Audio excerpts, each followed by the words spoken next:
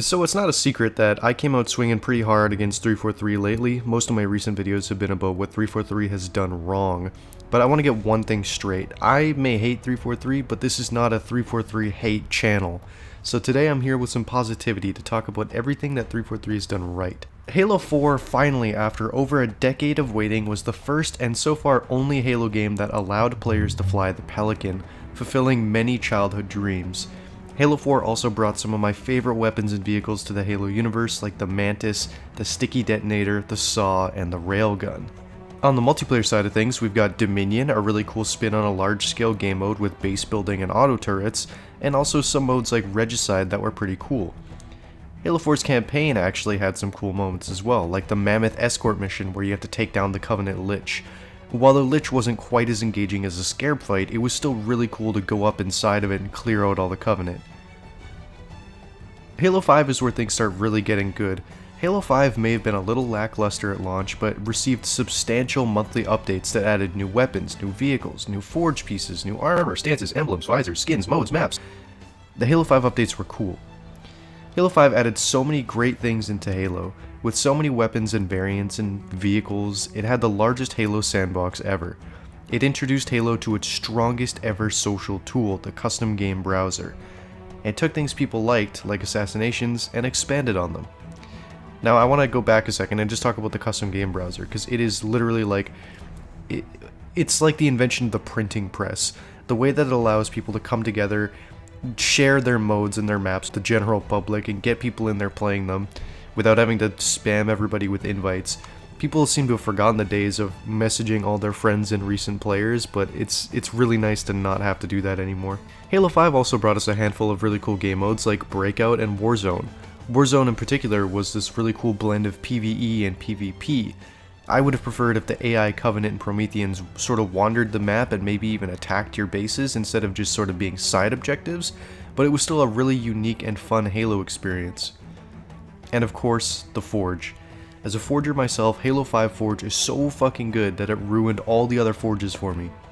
I hate making maps in Reach or Halo 4 or H2A, because in the back of my mind I'm always thinking, oh, how much better could this look in Halo 5?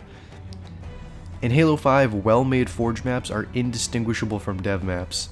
And I haven't even talked about how useful and fun some of the tools are, like prefabs or vehicle welding or the weapon pad glitch or scripting. Scripting is so nutso mode that people have made Night of the Living Mantis, a wave defense horde mode where you fight mantises and build up score that you can use to buy new guns. This mode doesn't use mods, only scripting.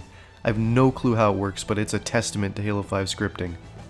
Now we come to Halo Infinite with some of the best looking armor in the franchise. The returning favorites from Reach look great, and even the new 343 armor is awesome.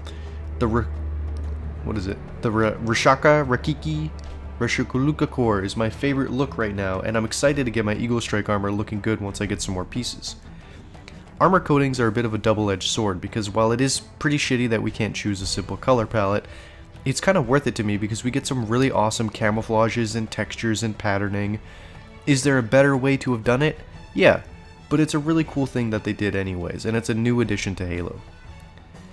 Halo Infinite's campaign has some really cool story moments like the pilot's freakout and Chief comforting him, and the revelation of Cortana destroying Lacona Station and Doisac.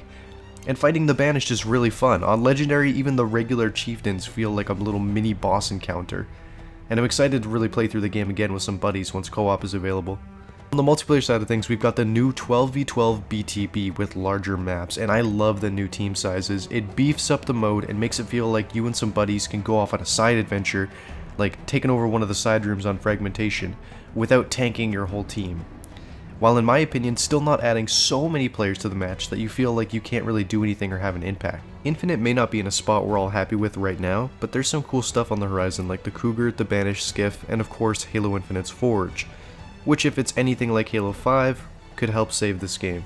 I hope you guys have enjoyed this little look back at 343's achievements in Halo and the great things that they've brought us in the past, because I just want to say there's a lot of negativity going around with 343, and it's justified, it's rightfully so, and a lot of it has come from me, and all of those feelings are valid. This video is not meant to invalidate my criticisms of 343, but also those criticisms aren't meant to invalidate this video as well, because there have been some really great things that they've done.